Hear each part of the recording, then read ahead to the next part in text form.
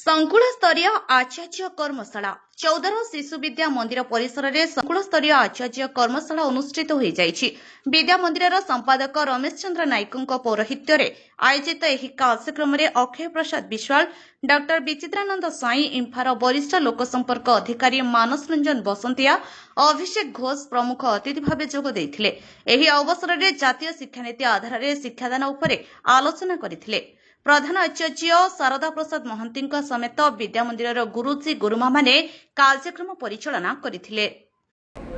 आचार्य कर्मशाला हो दीर्घ 4 दिन चलती गुरुजी गुरुमा मान नूतन शिक्षा वर्ष केमती पाठ पढ़ी पारे भल पाठ पढ़ी पारे पिला नूतन शिक्षार जो गवर्नमेंट कर पिला ग्रहण करेंगे से सरल कर भविष्य आमर पिलाने संस्कारी केमती हो पारे गुरुत्व रखी ओडिशा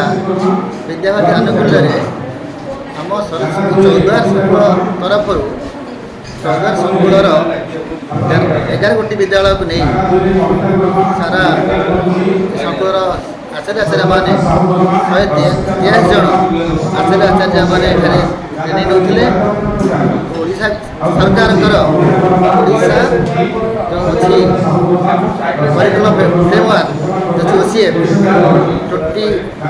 2025 तो नूतन शिक्षा प्रयोग जो होशार प्रयोग से शिक्षादान नूतन पुस्तक गुड़िक किपरि भाव आमर शिशु मंदिर समस्त विद्यालय आचार्य आचार्य मैंने शिक्षादान करने को सहज सरल मन करेंगे तार पूर्व